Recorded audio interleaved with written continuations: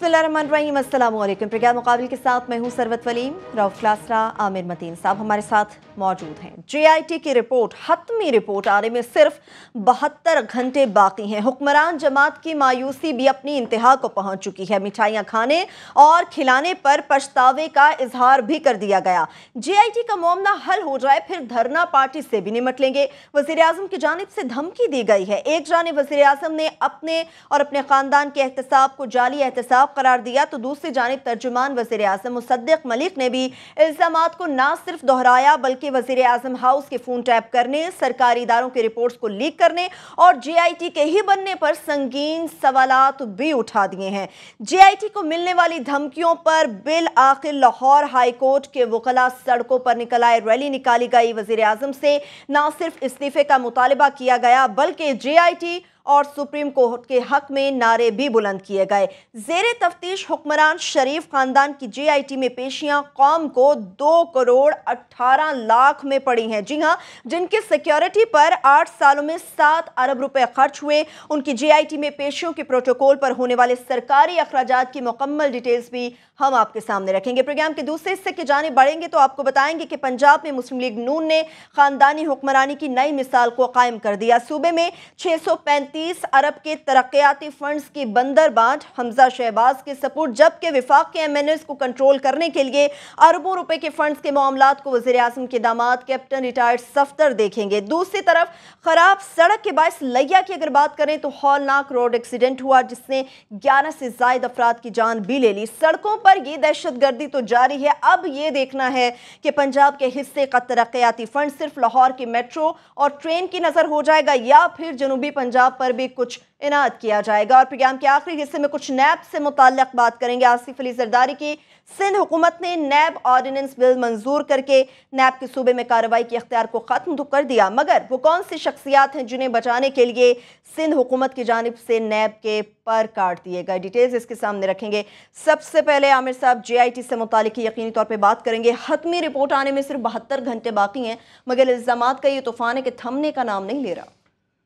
भाई अभी काउंटडाउन जो ख़त्म होता जा रहा है तो ये धमकियां भी बढ़ती जा रही हैं और मेरा नहीं ख्याल है कि इसमें पाकिस्तान में या किसी भी जमहूरी मुल्क में अंदर इसकी कोई नज़ीर होगी कि इस तरह की अदालत के कहने पे कोई तफ्तीश हो रही है और जो तफ्तीश से बाहर निकलता है वो डाइस के ऊपर खड़ी होकर धमकियाँ, गालियाँ, क्या कुछ नहीं है वो कहना शुरू कर देता है। और ये मैं समझता हूँ कि इनकी ही बर्दाश्त है अदालत की और शायद मुनासिब भी थी, क्योंकि इस तरह की जो JITs होती हैं या अदालतें होती हैं वो अपने फ़ैसलों से और अपने रिपोर्टों से अपना बयान करती हैं, बजाय इसके कि ये सारा काम छोड़ के इस तरफ ही लगे। तो मेरा अदालत ने रिस्ट्रेंट दिखाया है, बहुत ज़्यादा दिखाया है और शायद मुनासिब ही यही था। असल बात होगी कि रिपोर्ट क्या देते हैं।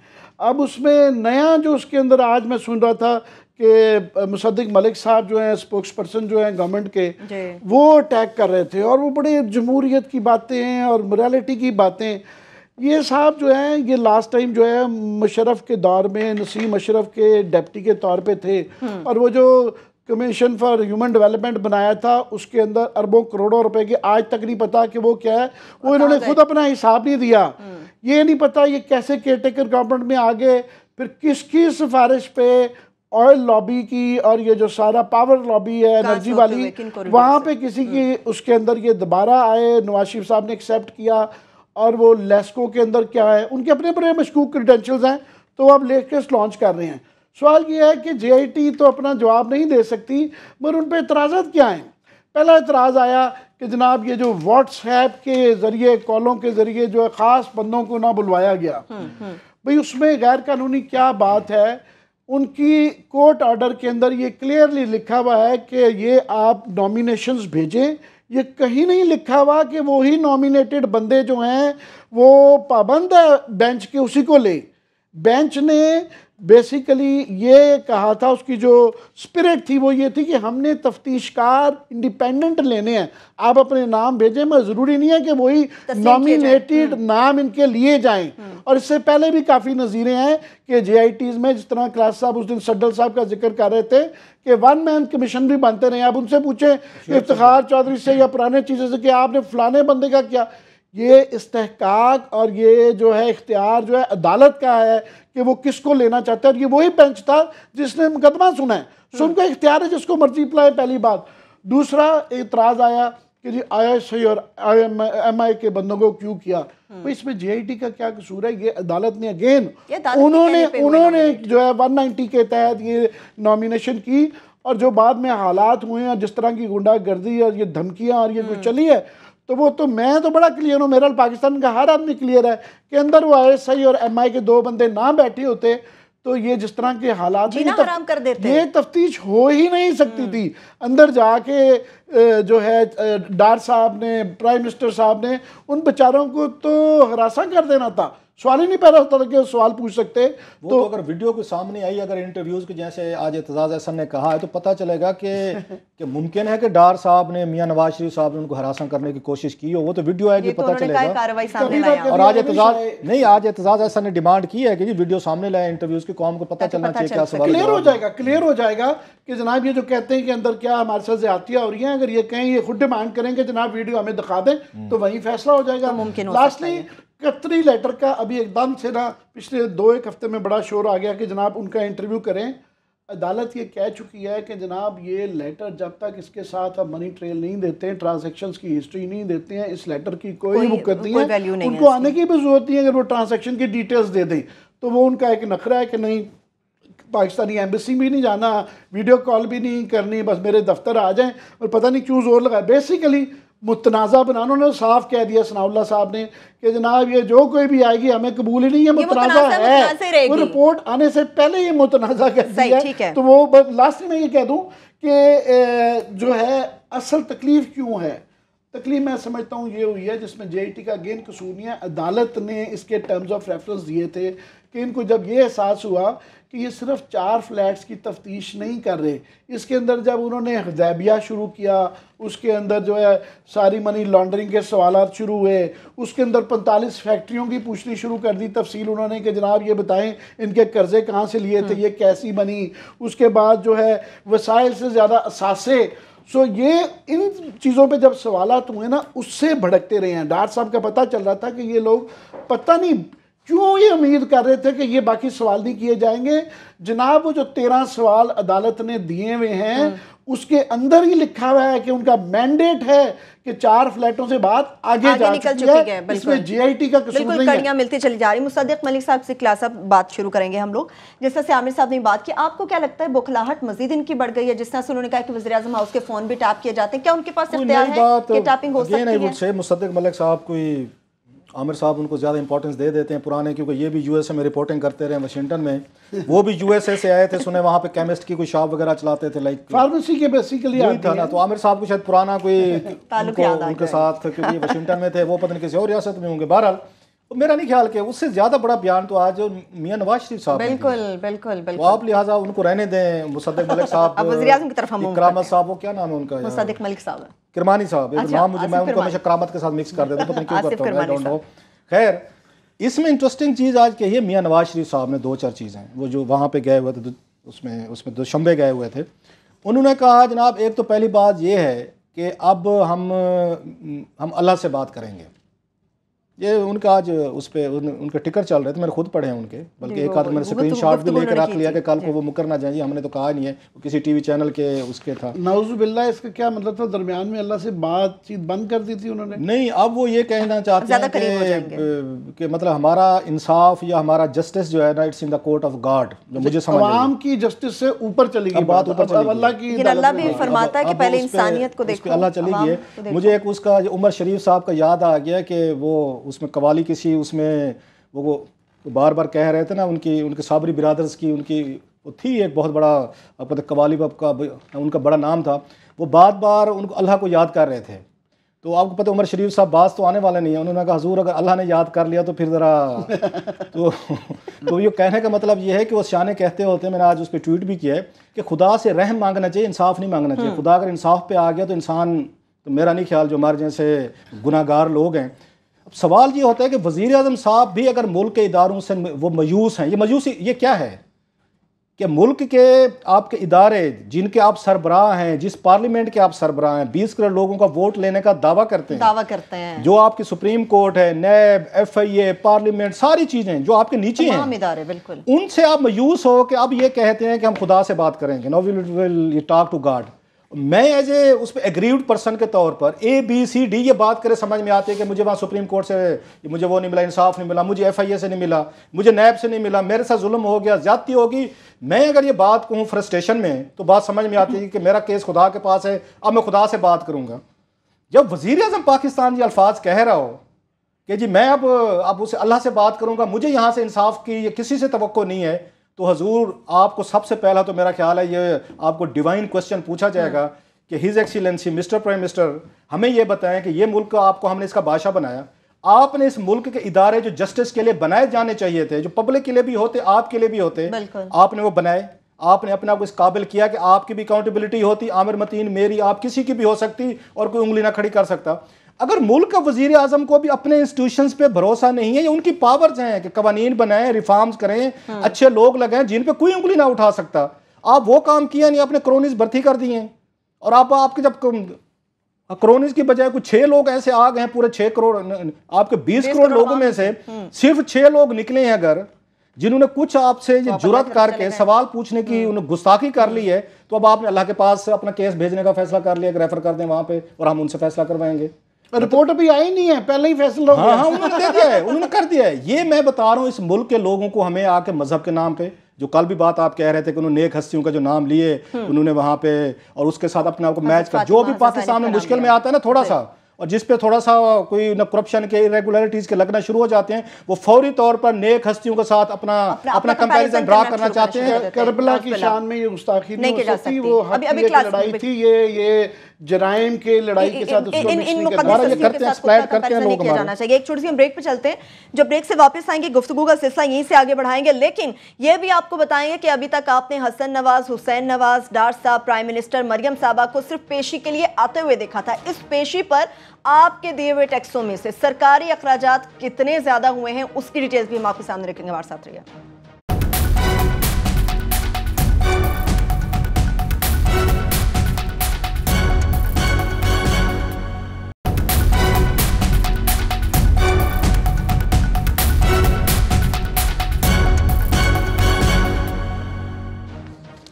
ब्रेक के बाद एक बार फिर से प्रोग्राम में हम आपको खुशामदीद कहेंगे। चूंकि GIT से मुताल्लिक बात चल रही है, तो आमिर साहब सिर्फ 72 घंटे रह गए हैं, 3 दिन हैं ऑलमोस्ट जब ये रिपोर्ट होगी। क्या समझते हैं, रिपोर्ट जब बन जाएगी हतमी रिपोर्ट, तो उसके बाद सियासी मंजरनामा कुछ बदल सकता है, क्या सूरत हाल पैदा हो सकती है, और ख़ासतौर पर ये कि क्या इस रिपोर्ट को पब्लिक किया जाएगा?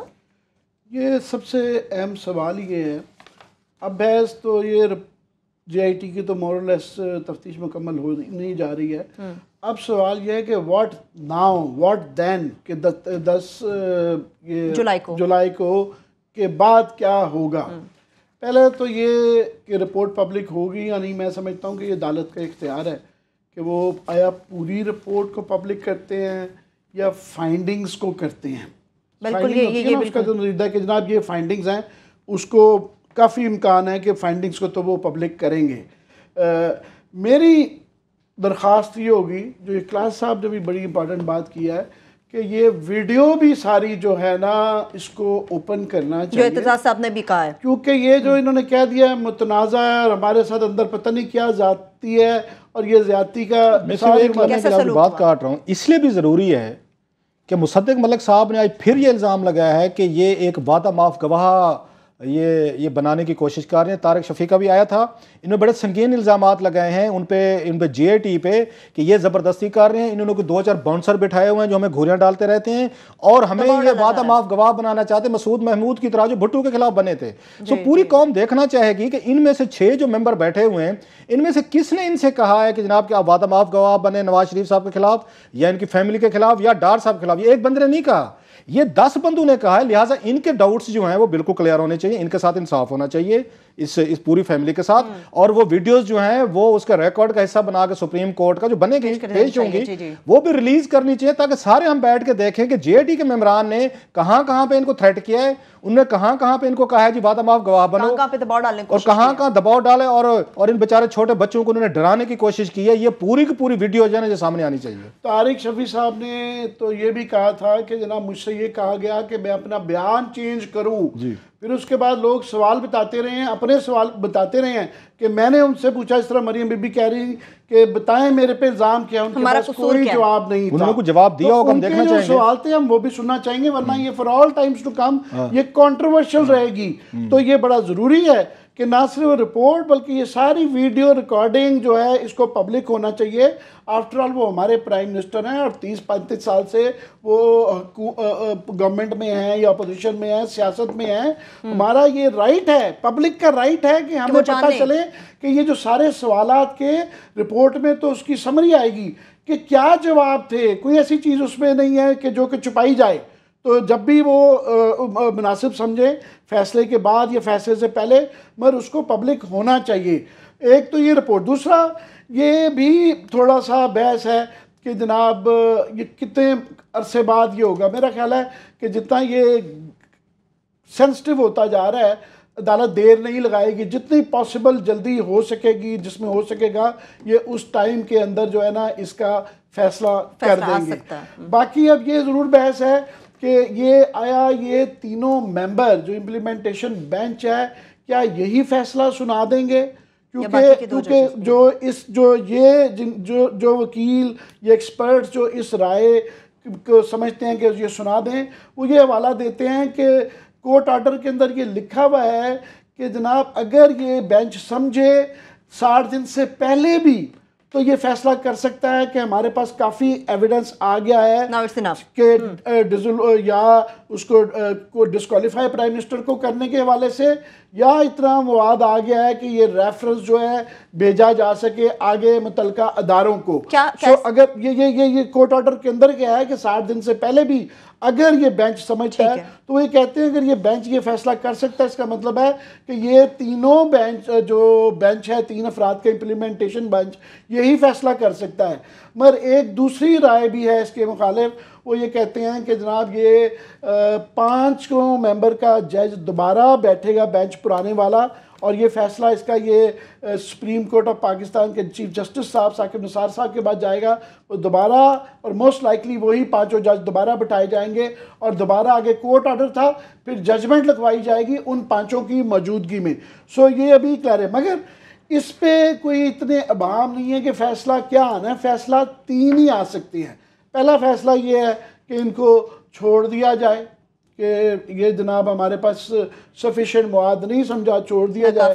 दूसरा है इनको डिस्क्वालीफाई कर दिया जाए कि इनके खिलाफ अब बाकी जो है 2 ने छोड़ दिया था, 2 ने पहले डिस्क्वालीफाई कर दिया था, और 3 में से एक कह दे कि जनाब ये डिस्क्वालीफाई के लिए काफ़ी है। क्लासा साहब का ये ख्याल है और अक्सर लोगों का यही ख्याल है कि एक जज काफ़ी है, मगर नून लीग के कुछ लोग कहते हैं कि नहीं जनाब उस पर भी वो थोड़ी सी बहस रहती है। तीसरा फैसला ये है इम्कान कि जनाब ये दोनों चीज़ें होंगी कि प्राइम मिनिस्टर को 62-63 के तहत वो कहेंगे जी हम समझते हैं हम डिस्क्वालीफाई भी करते हैं, और मजीद ये रेफरेंसेस नैब को FIA को फलां मुतलका महकमों को भी तफ्तीश के लिए भेजेंगे। ठीक है क्लास साहब, आपको क्या लगता है कि मौजूदा सियासी सूरत हाल में जिस तरह से आमिर साहब ने कुछ प्रेडिक्शंस की हैं कि किस किस्म का कोई फैसला आ सकता है, आपको क्या लगता है कि फैसले के इम्कानात क्या होंगे? दूसरा जो इमरान खान साहब आज स्पेशली उन्होंने बात की है, एक तो डार साहब ने जुमाइमा साहबा से मुताल्लिक बात की, उसके ऊपर भी उन्होंने खुलकर बात की, और इसके साथ ये भी कहा कि कौम जवाब चाहती है, उन्हें कुछ और नहीं जवाब चाहिए। मेरा ख्याल है आमिर मतीन साहब, again I have lot of respect for him, ये अननेसेसरी इन्होंने ये डिबेट दोबारा छेड़ दी है कि इस बेंच का क्या फैसला, इसकी फॉर्मेशन क्या होगी, कैसे होगी। हम बड़ी तफसील से इसको यहाँ एक्सप्लेन कर चुके हैं कि ये 3 मेंबर बेंच में से इन लोगों ने माइंड करना है। अगर इसी बेंच ने ही फैसला करना है तो फिर जो 2 पहले फैसला कर चुके हैं उनकी क्या लीगल हैसियत होगी, जो पहले फैसला दे चुके हैं। बिल्कुल ये बड़ी कॉमन सेंस के सामने की बात है, कोई इसके लिए कोई बहुत बड़ा लीगल ब्रेन नहीं चाहिए कि ये दोबारा ये 3 लोग जो हैं इन्होंने अपना माइंड मेकअप करना है। 2 माइंड अपना मेकअप कर चुके हैं। वो बेंच दोबारा ये होगा, रिकन्वीन होगा। वो ऑर्डर था, वो जजमेंट नहीं थी जो कन्फ्यूजन फैलाई गई है। वो ऑर्डर था, वो पहले जो तो ऑर्डर था जिस ऑर्डर के तहत सारी चीज़ें हुई हैं। इनमें से तीनों में से एक ने भी कह दिया कि यस वी एग्री कि मियाँ साहब डिस्क्वालीफाई होते हैं, फिर दोबारा जस्टिस खोसा साहब की जेर निगरानी यहाँ बेंच बैठेगा, वो दोबारा कोर्ट का फैसला पढ़ेंगे कि जनाब के ये पूरा हमारा कोर्ट ऑर्डर था। उसके बाद ये हम 3 जज हैं, 2 हम थे, तीसरा फलां है, ये 5 भी हो सकता है, 5 सिफर भी हो सकता है, या 3-2 भी हो सकता है। ये हो सकता है 3-2 के तहत ये तीनों कहें नहीं जी हम इस पे वो नहीं है, हम कन्विंस नहीं है, मियाँ साहब जो हैं वो डिस्क्वालीफाई नहीं होते। तो जस्टिस खोसा साहब इसको दोबारा अनाउंस करेंगे कि जनाब के ये 3-2 से मियाँ नवाज शरीफ साहब जो है डिस्क्वालीफाई नहीं होते। ये फैसला फिर उसी बेंच ने ही देना है, इसने 3 ने नहीं देना। इन्होंने अपना जो फैसला है इन्फॉर्म करना है उस पहले वाले बेंच को कि हमारा ये फैसला है। 3 में से 2 लोग कहते हैं हम आपके साथ हैं, वो 4-1 हो जाएगा। इन 3 में से 3 कहते हैं जी हम आपके साथ एग्री करते हैं पहले बेंच के साथ, ये 5-0 हो जाएगा। ये भी मुमकिन है तीनों कहें नहीं जी हम एग्री नहीं करते, 3-2 से मियाँ नवाज शरीफ साहब बच जाएंगे। ये नवाज शरीफ साहब का कैंप, और अगर यहाँ के वकला उनके अदालती ब्रेन अगर इतनी कॉमन सेंस को भी नहीं समझ रहे तो अल्लाह रहम करे नवाज शरीफ साहब पे, उनके वकीलों पे और उनके दरबारियों पे जो उनको इस तरह की चीजें समझा रहे हैं कि मियाँ साहब वो 2 का तो जिक्र ही ना करें। हाउ इट कम, ये कैसे हो सकता है कि 2 जजेस की जजमेंट है, जो सरबराह है बेंच का तो उसकी जजमेंट है, उसकी जस्टिस आसिफ सईद खोसा साहब की, उसको कैसे आप डिलीट कर सकते हैं? इन तीनों ने अपनी राय देनी है या फैसला करके इन्फॉर्म करना है किसको? जस्टिस खोसा साहब को करना है। बेंच का सरबराह कौन है? खोसा साहब। अब अगर इस बेंच के सरबराह ने फैसला करना है, 3 ने बैठ के जी हमने फैसला कर लिया supposedly, even then they have to inform justice Khosa साहब। वो बेंच दोबारा रिकन्वीन होगा और आप देखेंगे जस्टिस खोसा साहब इसको करता हूं। मेरा अपना यही ख्याल है, मगर मैं सिर्फ नून लीग के वकीलों का व्यू इनकॉर्पोरेट कर रहा था कि आप उसको अभाम कह लें, वो तो ये कह रहे हैं कि जना दोबारा ये ट्रायल होगा, हमें कॉपी मिलेगी, इनको मिलेगी। वो 5 महीने जो पहले लगे हैं, 2 महीने ये लगे हैं, वो तो समझते हैं कि 6 महीने और लगेंगे, फिर दोबारा ट्रायल होगा। जनरल रहील साहब को दुआएं दें जिन्होंने इनको वहां से मॉडल टाउन वाले उससे बचा के ले गए थे। वहां पे जस्टिस बाक़ी नकवी साहब की जो आई थी ना जुडिशल कमीशन की रिपोर्ट, उस पर इन्होंने जीआईटी बनवा के इन्होंने मिला के उस पर वो अपने आप को क्लियर करवा लिया था। वो अभी तक उसी में बैठे हुए हैं, 2014 में बैठे हुए हैं कि जो हमने उस वक्त जेआईटी पे एतराज़ात करके जेआईटी मर्जी की बनवा के उसमें शहबाज शरीफ साहब, उसमें वजीर, उसमें नवाज शरीफ साहब या दीगर लोगों को हमने निकाल दिया था। इसी तरह हम यहाँ पे करेंगे। जब इनकी रिपोर्ट आएगी तो हम इस पे उन्होंने कहा है ना राना सनाउल्लाह साहब ने कि हम अपने एतराज़ात उस पर जमा करवाएंगे। मेरा नहीं ख्याल कि इनके एतराज़ात वहां पे एंटरटेन होंगे। इन्होंने एतराज़ात किए थे, ये पिटीशन लेके गए थे हुसैन नवाज साहब, उसको उठा के सुप्रीम कोर्ट ने डस्टबिन में फेंक दिया, तो उसमें फैसला आ चुका है। ये नए क्या एतराज़ात देंगे उनको? सो कोई एतराज़ात नहीं एंटरटेनमेंट होने ना वहां पे। मेरा ख्याल है उनको कॉपी जरूर शायद रिपोर्ट की दे दी जाए। अब इन लोगों ने तीनों ने बैठ के प्रोसीडिंग जो है, इन्होंने ट्रायल नहीं करना वहां पे, इन्होंने बैठ के इस रिपोर्ट को डिस्कशन, मेरा ख्याल है इन्होंने पढ़ना है उस रिपोर्ट को, इन तीनों ने। उसके बाद पढ़ के अपना फैसला लिख के इन्होंने उनको इन्फॉर्म करना है जस्टिस खोसा साहब को कि अब हमारा क्या फैसला है। कोई इसका ट्रायल नहीं होगा, कोई इस पे आर्गुमेंट्स नहीं होंगे, कोई एतराज़ात नहीं सुनेंगे। Already these things have been said, debated and redebated and decided. इसलिए सिर्फ लास्ट ब्रेक जहां से अली कहेंगे कि ये जो जेआईटी पे इतना ज़्यादा एतराज़ात कर रहे हैं, कीचड़ फेंक रहे हैं, ये भूल जाते हैं कि इस 3 मेंबर्स, ये वो 3 मेंबर हैं जिन्होंने इनको बचाया हुआ है, जिन्होंने कहा है लगता है नहीं हमें बचाया नहीं है। अब नहीं लगता, अब दुश्मन लग रहे हैं। बल्कि मुझे तो उस वक्त ही फारिग कर सकते ना, अगर वो कोई साजिश थी और ये इंटेंट थी तो वो उस वक्त बड़े आराम से 2 ने कहा था, एक और भी कह सकता था कि जी ना काफी सफिशिएंट ग्राउंड है। वो जेआईटी भी साजिश थी, आप तो ये कह रहे हैं। बहुत सारी बातें चल रही है। एक छोटी सी हम ब्रेक पे चलते हैं। जब ब्रेक से हम वापस आएंगे, जिस तरह से जेआईटी पर इल्जामात लगाए जा रहे हैं, धमकियां दी जा रही हैं, एक खुशाइन चीज ये देखी गई कि लाहौर हाईकोर्ट बार के वकला की जानिब से आज इज़हार यकजहती किया गया। ना सिर्फ हक में नारे बुलंद किए गए सुप्रीम कोर्ट जेआईटी के, बल्कि प्राइम मिनिस्टर से इस्तीफे का मुतालबा भी किया गया। इसकी तो डिटेल्स आपके सामने रखेंगे, लेकिन ये भी आपको बताएंगे कि जिनके सिक्योरिटी पर 8 सालों में 7 अरब रुपए खर्च हुए, चंद दिन की पेशियों पर अवामी पैसे में से कितना खर्च उन पर किया गया। हमारे साथ रहिए।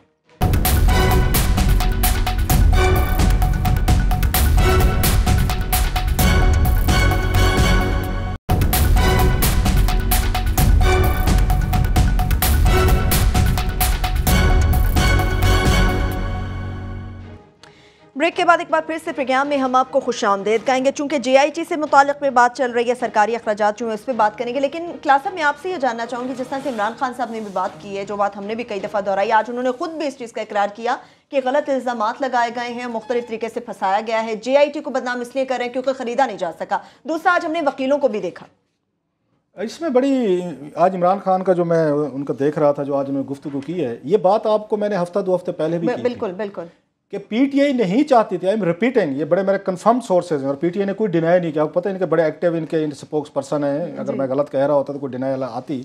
ये नहीं चाहते थे कि मरियम नवाज शरीफ साहबा को बुलाया जाए, ये खौफजदा थे और उनका खौफ किसी हद तक जायज़ भी था, जो सामने भी आ रहा है कि कल से माशाल्लाह मेरे जैसे दरबारियों ने उनकी लॉन्चिंग करवा दी है कि जो वहाँ पे क्रिमिनल इन्वेस्टिगेशन के लिए पेश हो रहे हैं, उन्होंने कहा जनाब ये पाकिस्तान का नया प्राइम मिनिस्टर लॉन्च हो गया।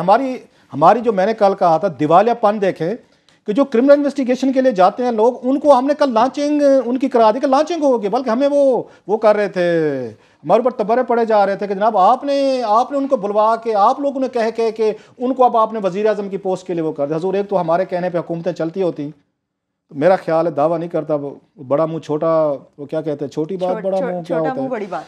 तो जनाब तो हम कोई बेहतर मशवरे करके हुकूमतें को चलाते, इस तरह की यहाँ पे चीज़ें ना हो रही होती। हमारे मशवरे किसने पूछने? और फिर मुझे अपने वो याद आ जाते नुसरत जवेद साहब के 2 टक्के के साहब, हमारी क्या औकात है, हमारे कहने पे जनाब को उन्होंने बुला लिया है मरियम नवाज शरीफ साहबा को। जनाब ये सुप्रीम कोर्ट के आर्डर से उन्हीं के तहत ही बुलाया गया है। PTI के लोग जो है ना, जो 2-4 जिन्होंने लॉन्ड्री मशीनें लगाई हुई हैं यहाँ पे अपने उसमें F6 वाले घर में, वो डरे हुए थे कि मरियम नवाज शरीफ साहब आई तो सियासी लीडर बन जाएंगे। मुल्क की हालत देखें, ये आपका शऊर लेवल है कि जिन पे इल्जामात लग रहे हो, पाकिस्तानी अवाम समझती है हमारा वज़ीर आज़म बड़ा अच्छा रहेगा, ये जिसे इतने दिन जेल गुजारे हैं, ये हमारा नेल्सन मंडेला है, ये हमारे उसकी आन सा चूची उसकी बर्मा वाले, तो हम वहाँ को उसके बाद हम अपने हीरो ढूंढ लेते हैं कि इतने साल ये जेल में रहा है, ये नहीं देखेंगे कि आन सा चू किन इल्जामात पे जेल में रही है, या वहाँ पे नेल्सन मंडेला साहब जो है वहाँ पे करप्शन के इल्जामात में 28 साल गुजार के आए थे, लेकिन हम 1 मिनट में उनको हीरो बना देंगे। ये हमारी कौम है। कल से वो मरियम नवाज शरीफ साहब इस मुल्क की नई वज़ीर आज़म है, ये कोई नहीं देखेगा हजूर, इतने बड़े स्कैंडल में उनके नाम आ रहे हैं, उनकी पूरी फैमिली का नाम आ रहा है, बल्कि इससे पहले बच्ची हुई थी, अब नाम आ गया, मुल्ज़मा हो गया, उनका बयान रिकॉर्ड हो गया, अब सारी चीज़ें ऑफिशियल हो गई। लेकिन मेरे जैसे तबलचियों ने, दरबारियों ने, उन्होंने कल से उनको लॉन्चिंग करवा दिया कि ये हमारी नई वज़ीर आज़म है, अल्लाह दे बंदल है। इमरान खान ने लिहाजा ठीक कहा है आज कि जनाब के मरियम बीबी को हमारे कहने पे नहीं बुलाया गया, ना इन्होंने डिमांड की थी, और ना पनामा जो आया है केस वो इमरान खान साहब लेके आए हैं। और दूसरा फंडिंग के हवाले से भी इमरान खान की बात उस पर करना चाहूँगा कि ये जो फंडिंग का केस चल रहा है ना, बाद में लोग कह रहे हैं कि पनामा का देखें, उसको देखें। इमरान खान को जो फंडिंग हुई है ना, वो बैरून मुल्क से हुई है। अगर वहाँ से कंप्लेंट्स आई हैं, ये प्रोसीजरल मसाइल हैं, ये जहन में रखिएगा।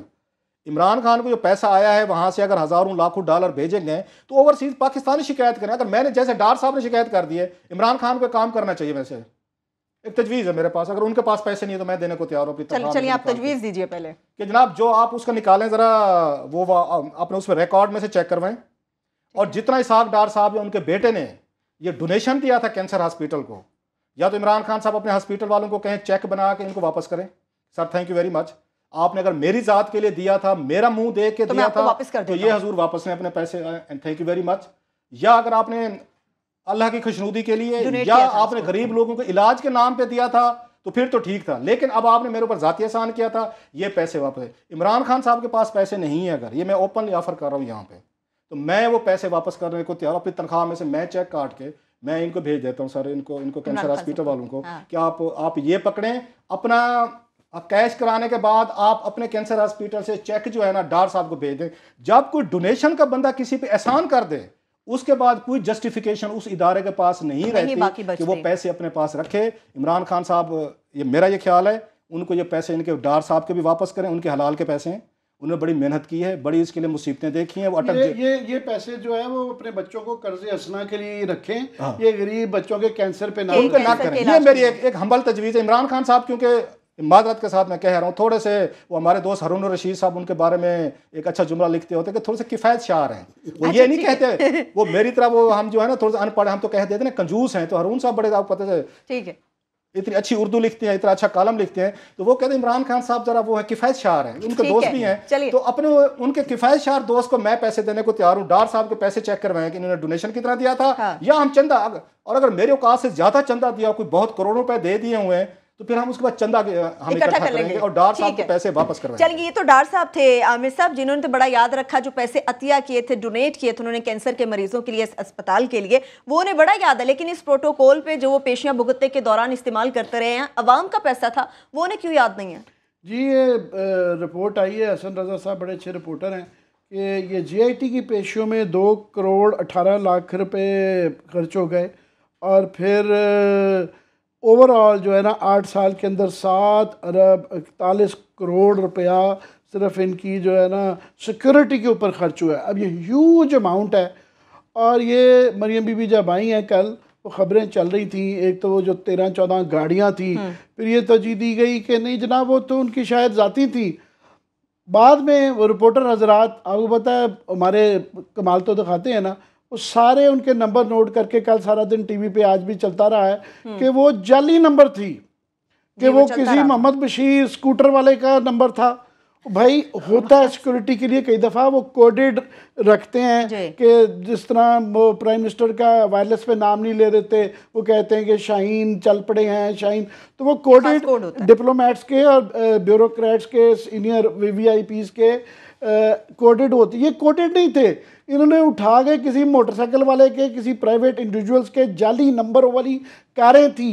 You can't do that at that level कि जाली उस पर मुकदमा होना सकता है। मैं ये जो रोज़ कहते हैं कि इमरान खान एब्सकॉन्डर है, वो जो PTV वाले केस के अंदर गिरफ्तार भी नहीं करते, शोर भी मचाते रहते हैं, साथ में इन पे पर्चा हो सकता है कि आप कैसे कर सकते हैं कि प्राइम मिनिस्टर की फैमिली जाली नंबरों वाली गाड़ियों के ऊपर जो है ना वो आ रहे हैं पेशी के लिए। वो बाकी GIT तो छोड़े, यही एक बहुत बड़ा मुकदमा है। ठीक है। इससे पहले वो हमारी प्रपोजल जो मैंने इमरान खान साहब को दी थी, उसका रिस्पांस अभी से आना शुरू हो गया सर। अच्छा, आना शुरू हो गया। उन्होंने जनाब आप अकेले क्यों बोझ उठाते हैं। हारून रशीद साहब जो हमारे कालम निगार दोस्त हैं, उनका मुझे मैसेज है उन्होंने कि 2 लाख रुपया मैं भी उसमें चंदा डालने को तैयार हूँ। चलिए पता कर जो डार साहब ने पैसे दिए हैं, तो आप जो दे रहे हैं तो साथ में 2 लाख रुपया मेरी तरफ से कर दें और पैसे इकट्ठे करके डार साहब को वापस करवाएं कि अपना डोनेशन जो है ना अपने बेटों को कर्ज हंसना दें और गरीबों के इलाज के लिए। चलिए अभी हम छोटे से ब्रेक पे चलते हैं। जो डार साहब की देगे खाने जो है ना ज़्यादातर बरी इमाम जाते हैं, एहतियात से खाया करें। वो पता नहीं वो बाद में जो है ना वो एहसान वाला एलिमेंट है, सवाब वाला एलिमेंट कम आ गया। ठीक है, चलिए अभी हम छोटी सी ब्रेक पे चलते हैं। जब ब्रेक से वापस आएंगे ये जानने की कोशिश करेंगे कि स्टेट बैंक का नया गवर्नर आखिर कौन हो सकता है। इस पर तो बात करेंगे, लेकिन इस पर भी बात करेंगे कि पंजाब हुकूमत ने ये जो सूबे के तरक्याती फंड्स की बंदरबांट की है, इसमें जो जनूबी पंजाब की सड़कों पर दहशतगर्दी जारी है, क्या उस पर भी कुछ हिनायत की जाएगी, उसकी सड़कों के लिए भी कुछ फंड्स निकाले जाएंगे। छोटी सी ब्रेक लेंगे, वापस आएंगे हमारे साथ।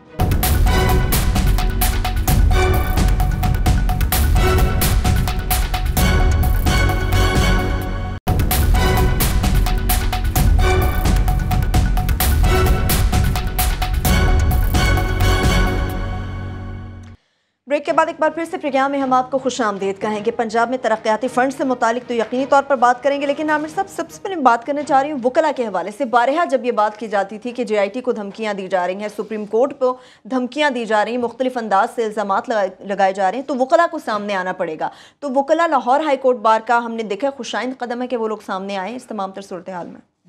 वो जो अंग्रेजी में कहते हैं बेटर लेट देन नेवर, तो देर से आए मगर आ गए देर आए दुरुस्त आए। ये क्योंकि इतने दिन से सिलसिला जारी था और जिस तरीके की बिल्कुल बाहर आके धमकियाँ, बदतमीज़ी, उनके ज़ात पे हमले, क्या कुछ नहीं हुआ, ये वकला को बहुत अरसे पहले कर देना चाहिए। अनफॉर्चुनेटली हमारे यहाँ जो ये इंसानी हकूक़ के और ये जो अलमबरदार है सारे, जब वकला की सियासत में जाते हैं इतने पार्टीज़न हो जाते हैं कि वहाँ क्लियरली जो है ना एक नवाज शरीफ साहब का ग्रुप है तो एक PTI का ग्रुप है। ये बाई पार्टीज़न चीज़ है, इसका कोई पॉलिटिकल पार्टी से ताल्लुक़ नहीं होना चाहिए।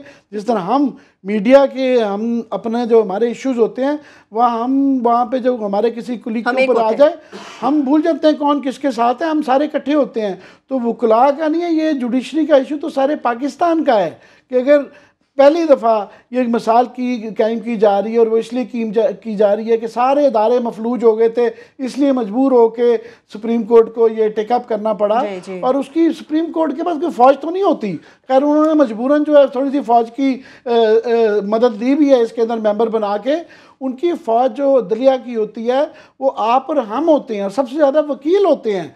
तो ये वकील हजरात जो है 2 मिनट में अपनी मार्केटाई लड़ाई पे तो आ जाते हैं, कपड़े फाड़ने पे। तो ये जो सबसे बड़ा इशू है, शुक्र है कि उन्होंने टेकअप किया है। तो मुझे ये बड़ी आज इस चीज़ की तसल्ली हुई है। ठीक है, देर आए दुरुस्त आए। क्या सब आप इसको किस तरह हम से ये देखते कहते रहे हैं और बड़ा दुख है, ऊंची दुकान, फीके पकवान, झूठे रूप के दर्शन, बड़े बड़े नाम, और किस तरीके से इन लोगों ने वहाँ पे खड़े होकर ना सुप्रीम कोर्ट को धमकियाँ मिली, जजेस को धमकियाँ मिली, JIT को धमकियाँ मिली, निहाल हाशमी साहब ने ज़मीन तंग कर देनी थी, राना सनाउल्लाह साहब नहीं संभाले जा रहे, और यहाँ पे डेली एक नया यहाँ पे किरदार एक इंट्रोड्यूस करा दिया जाता है, एक नया आइटम सॉन्ग हमारे सामने आ जाता है और हम वहाँ पे लाइव देख रहे होते हैं। ये वकीलों का काम था जनाब कि ये जो वहाँ पे आते सामने खड़े होते हैं वो तमाम के तमाम कंप्रोमाइज़ हैं, क्योंकि इनकी जो बार एसोसिएशन हैं लाखों करोड़ों रुपए इन्होंने लेने होते हैं हुकूमतों से। इन्होंने फिर बहुत बड़े बड़े यहाँ पे कॉर्पोरेशंस के पैनल पे भी आना होता है, हुकूमतों से फिर बड़े बड़े इन्होंने यहाँ केसेस भी ले, तमाम के मुंह पे ह्यूमन राइट्स के चैंपियन हूँ, जमहूरियत के चैंपियन हूँ, लिबरलिज्म के चैंपियन हूँ, उनके मुंह पे टेप लग गई है कि नवाज शरीफ साहब जो कुछ कर रहे हैं, जैसे कर रहे हैं, उनके करिंदे जो कुछ कर रहे हैं उनको माफ है। कहीं से एक आवाज़ नहीं, आज कम अज़ कम मुझे बड़ी एक हौसला हुआ है कि वहाँ पे लाहौर में वहाँ बड़ी तादाद में वकील बाहर निकले हैं। उनकी सपोर्ट इस वक्त बेंच अदलिया को चाहिए। ये जो उसमें पैसे लेने वाला चक्कर है ना कि वहाँ पे आप ये लाखों करोड़ों रुपए ले लें और फिर हुकूमतों को इजाज़त दे दें कि अब आप जो चाहे कर लें, इट्स एनकरेजिंग स्टेप। और जिसकी हम मेरा ख्याल पहले दिन से हम कह रहे थे कि आपको याद अली जफ़र साहब ने कहा था, किधर गए अली जफ़र साहब, कि जी अगर नवाज शरीफ साहब ने एक हफ्ते में इस्तीफा ना दिया तो हम यहाँ पे तहरीक चलाएंगे। बिल्कुल बिल्कुल, ऐसा बड़ी बात है। धूम गए कहीं से कोई पता नहीं है, ठा ठूस वाला हिसाब हुआ है।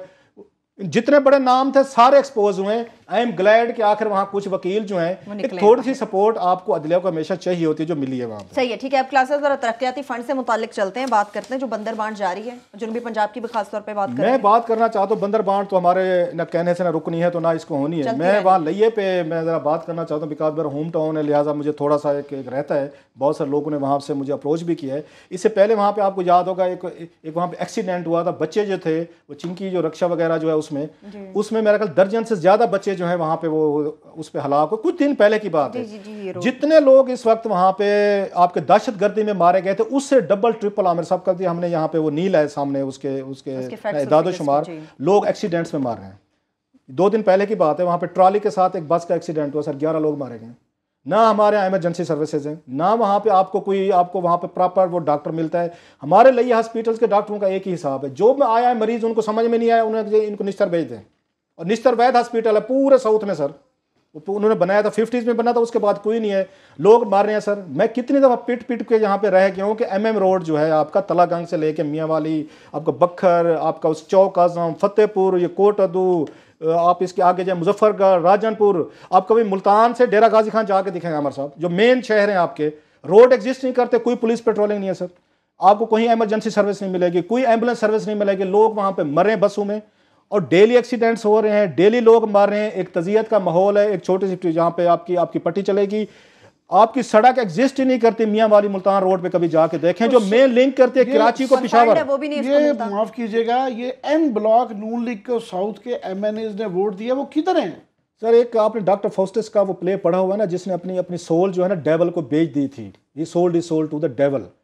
हमारी पॉलिटिकल जो एलीट है साउथ की, उन्होंने यही काम किया। छोटे छोटे अपने मफादात के लिए आके मफादात पे बिके हुए। किसी को SHO लगवाना है सर, किसी ने सरकारी ज़मीनें अलाट करवानी है, तो किसी ने वहाँ पे दर्जा 4 की नौकरियाँ करवानी है। आपने अपनी मर्जी का DPO DCO, अगर आपकी ज़्यादा औकात है, हमजा शहबाज शरीफ तक कोई आपकी अप्रोच है, वो लगवाना है। अपने मुखालफिन को छितर मरवाने हैं सर, उनको आपने किसी को थाने में दिलवाना है। ये साउथ पंजाब के मोस्टली, मैं सबकी बात नहीं कर रहा, 2-4 शायद कोई दाने कोई अच्छे उनमें हों भी, सही सारे नहीं होंगे। आज तक कभी पंजाब असेंबली में आपने इनकी आवाज़ नहीं सुनी। और 100 से ज़्यादा MP आते हैं साउथ का। यहाँ पे आपको 900 अरब रुपया मिलता है NFC का आमिर साहब हर साल।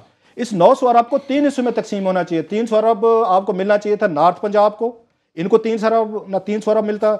300 अरब आपको सेंट्रल पंजाब को मिलता, 300 अरब आपको जनूबी पंजाब में मिलता। ये किसी को चंद करोड़ पे भी जनूबी पंजाब में दे के हैं, तीनों तो लोकल बॉडीज बनाए थे, वो किधर गए हैं? लोकल बॉडीज को फंड नहीं दिए, सारे रो रहे हैं। वो हमजा शहबाज शरीफ साहब को 500 रुपए का फंड दे दिया कि अब आप बैठ के MNA MPs को हैंडल करेंगे, अगला इलेक्शन जीतना है। तो आपने लोकल बल्दियाती इलेक्शन जो थे वो तो तबाह करके रख दिए। सो हमारे यहाँ जो मौत का रक्स जारी है ना सड़कों पे, ये लिया हो, मुजफ्फरगढ़, अभी हमने आपको बहावलपुर साइड पे डेली 10-15 लोग एक्सीडेंट्स में मार रहे हैं। कोई चेक नहीं है, कोई पुलिस पेट्रोलिंग आपको नजर नहीं आएगी। कोई इनको पूछने लाइसेंस वाला कौन नहीं जारी है, कर, सही। इनको लाइसेंस कौन जारी करता है, क्वालिटी कंट्रोल नहीं है, इनकी कंडीशंस क्या है, इनकी नींद पूरी है या नहीं है, सब कुछ अल्लाह की मर्जी पे छोड़ा हुआ है सर। और दर्जनों के हिसाब से रोजाना एक्सीडेंट होता रोजाना है, के करीब कोई accidents कोई हो रहे ट्रेन हैं के यहाँ नीचे पे। आके मार रहा है, कोई ठीक रोड के आप पे मार रहा है। और साउथ पंजाब में रोड्स की बिल्कुल क्लास मुख्तसर। बड़ी बुरी हालत है। आप परेशान वोट हैं फिर भी कि देंगे। हमजा शरीफ को जो है ना, हमजा वो शहबाज हमजा शरीफ, जी। शहबाज शरीफ को जो है ना 636 अरब रुपए दिया है। मैं डरा हूँ जो वफाक का कैप्टन सफदर को दे दिया हुआ है। न जाने वो वो कल क्या बेचारे करेंगे। वो मिथिला हमारा रिपोर्टर है, उसको मारने के लिए चले हुए थे। अल्लाह खैर ही करे कि वहाँ अभी डांगे ही शायद चलेंगी। मेथला साहब बिल्कुल अल्लाह खैर ही करने वाला है। अब देखते हैं आगे क्या होता है। इसके साथ ही प्रोग्राम अपने इख्तिताम को पहुंचता। अपना बहुत सा ख्याल रखिए। खुदा हाफिज़।